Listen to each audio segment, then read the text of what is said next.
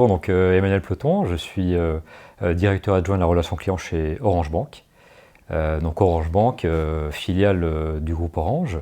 Orange a lancé sa banque il y a maintenant 3 ans, on va fêter l'anniversaire en novembre de la 3e année, sur un principe qui est d'imaginer et de réinventer la banque.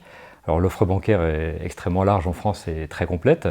L'ambition, c'est d'avoir une approche différente en redonnant aux clients la capacité de gérer eux-mêmes leur épargne ou leur compte à vue.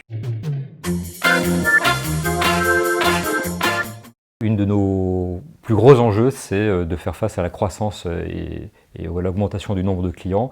Donc on travaille énormément sur des sujets simples, basiques, mais qui font que le client va être satisfait, c'est être rapidement disponible sur les parties chat, téléphone, répondre rapidement aux emails ou aux réseaux sociaux. Et ça, c'est des sujets sur lesquels on travaille énormément. C'est le minimum syndical qu'on se doit pour apporter la première brique de la satisfaction client. On touche à l'argent, donc c'est un sujet sensible. Beaucoup de clients, un client n'aura pas la même perception de sa gestion financière entre les fourmis et les cigales, entre quelqu'un qui ne va pas du tout comprendre les termes bancaires, quelqu'un qui va être extrêmement expérimenté. Donc notre enjeu, c'est de s'adapter au bon niveau d'interlocuteur que nous avons. Et un des postulats, je l'ai cité, d'Orange Bank au démarrage, c'est la simplicité. Il s'agit de parler avec des mots que tout client va comprendre et non pas avoir le banquier qui parle avec des termes extrêmement techniques et le malheureux client qui va essayer de comprendre, parfois en disant « j'ai pas bien compris ». Non, aux conseillers experts, on a des conseillers experts chez nous, à s'adapter à chacun de ces interlocuteurs et à apporter le bon niveau de conseil en matière bancaire. Et là, les profils, les enjeux entre l'épargnant, la fourmi, la cigale, celui qui a besoin de crédit sont extrêmement variés. Et voilà, notre industrie réussira avec tous ces concepts pas faciles à mettre en œuvre, mais qui doivent amener à de la hyper-personnalisation, parce que à un moment, la situation ne va pas rentrer dans un modèle robotisé, elle va devoir se nourrir du questionnement de nos conseillers, de sa interrogation, de sa projection dans les besoins, les projets du client pour apporter la bonne réponse. La simplicité à la fois des intervenants, des rencontres. Est-ce que parce que le cadre apporte peut-être une dimension moins officielle qu'on peut avoir dans d'autres salons ou forums. En tout cas, on sent qu'il y a un certain nombre d'habitués qui sont là, donc ça casse très rapidement les barrières du premier contact. Et puis voilà, en tant que première participation, c'est toujours agréable de pouvoir d'avoir l'occasion d'exprimer sa voix, ses convictions en matière de relations clients et d'être le porte-parole de tout ce qui se passe au sein d'Orange Bank. La surprise que la relation client va à différentes vitesses. Alors il y a, je dirais, trois lots. L'industrie qui fonctionne de façon traditionnelle, voilà, qui n'évolue pas, il en faut. Il y a eu des témoignages, je pense à Manifun, qui, sur une industrie qu'on pense bien rodée, où tout a été testé, qui arrive à inventer, à disrupter un petit élément de gestion des répondeurs, etc., et qui amène une meilleure valeur pour tout le monde, notamment sur la chaîne de valeur. En tout cas, diminuer tout ce qui est déperdition d'actions inutiles.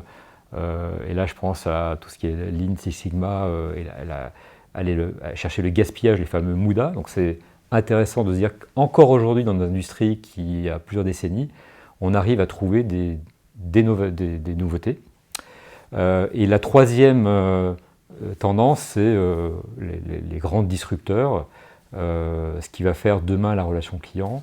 Et je pense à tout ce qui est les bots, tout ce qui est donc la gestion automatisée, l'intelligence artificielle, et puis amener à automatiser tout un tas d'actions qui n'ont pas d'intérêt pour le collaborateur parce qu'elles sont répétitives, et lui laisser, à cette occasion, lui laisser plus de temps pour faire son vrai travail d'expert, de conseiller expert, apporter de la valeur.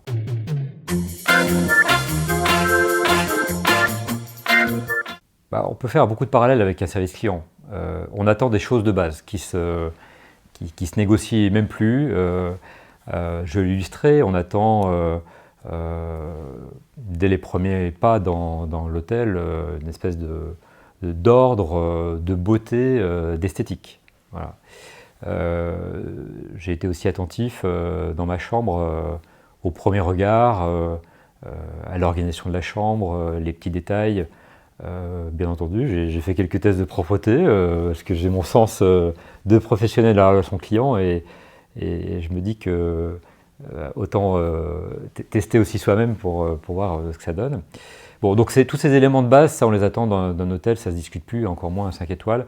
Les petits détails, je dirais, je les ai attendus sur 2 niveaux. Comment le digital aujourd'hui va aider à apporter un plus. Je vois la télé qui est derrière nous. Quand je l'ai allumé, bonjour Emmanuel Ploton, ok, ça c'est bien, mais je ne l'aurais pas vu, j'aurais été déçu. Donc c'est un minimum, c'est comment les outils vont permettre de garder ce standing et cette différence par rapport à un hôtel de 1 ou 2 étoiles. La connexion Internet. C'est pas un cheminement incroyable où on me demande mon adresse, mon prénom, etc. Mon nom, mon numéro de chambre, j'ai une connexion sur le Wi-Fi. Là encore, une bonne surprise. Ensuite, donc ça c'est la partie un peu technologie d'un 5 étoiles. Je suis attentif en croisant le personnel. Et tout à l'heure, voilà, une femme de chambre qui faisait son boulot. Elle était quasiment de dos. Elle a senti que quelqu'un arrivait, j'arrivais, elle s'est retournée. Hein, et à la fois m'a dit bonjour monsieur et m'a fait un petit signe comme ça. Et là j'ai dit ouais, ok, oui. Dans un hôtel, je pense qu'elle ne serait pas retournée dans un autre hôtel. Et ça fait partie des bonnes surprises. Et c'est ce que j'attends. C'est un effet positif qui doit être du domaine de la gestion d'un hôtel aussi coté que celui-là. Oui, alors moi je laisse des avis sur les sites d'avis clients. J'ai 2 ans, là, une déformation professionnelle. Quand je reçois une demande pour laisser une note ou aller sur un site déposer mon avis, je me dis tiens, comment ont-ils organisé les questions, la formulation, quelle est la profondeur, j'en ai pour 5 minutes, 10 minutes, 30 secondes. Voilà, j'essaie de m'imprégner de choses qui me paraisseraient bien pour le remettre dans mon milieu professionnel. Et après, oui, je me dis qu'en tant que client lambda, il y a quelqu'un qui me sollicite pour un avis, donc la moindre des choses c'est de donner du feedback, et peut-être aller me poser la question où je la devance, je donne des avis positifs ou négatifs, les deux. J'ai un exemple cet été d'une déception dans un hôtel à l'étranger.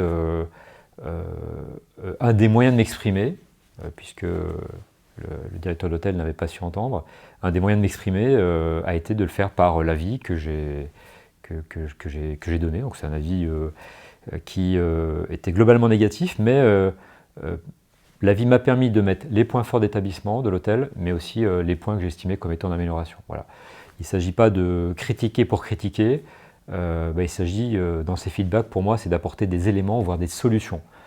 Dire ça ne va pas, ou j'étais pas content, ça ne sert à rien. Et malheureusement, aussi dans notre activité, on voit beaucoup de clients qui, quand ils mettent une mauvaise note, ne nous mettent pas assez d'éléments pour aller améliorer ça. Alors, qu'est-ce qu'on fait nous chez Orange Bank? Un client qui donne une mauvaise note, on va le recontacter pour avoir le feedback et bien cerner l'irritant qu'on a pu générer. Donc, je mets des avis, je suis un peu plus frileux sur l'utilisation, sur la lecture des avis lorsque j'ai un acte d'achat. Est-ce que les avis sont bons? Alors oui, il y a aujourd'hui des sites qui permettent d'avoir des avis certifiés, ok, mais globalement, c'est un peu démoralisant de lire des avis. Je pense qu'il y a une majorité de gens qui s'expriment parce qu'ils ne sont pas contents, et malheureusement ceux qui sont contents s'expriment un petit peu moins. Voilà. Voilà ce que je peux dire autour des avis qui ne gagneront en lisibilité et en crédibilité qu'avec des systèmes d'authentification et de certification, bien entendu. Mais l'avis est la première pierre qui permet à l'entreprise de poursuivre sa construction et de poursuivre son amélioration permanente. Très bien. Eh ben, merci beaucoup. Merci. Interview.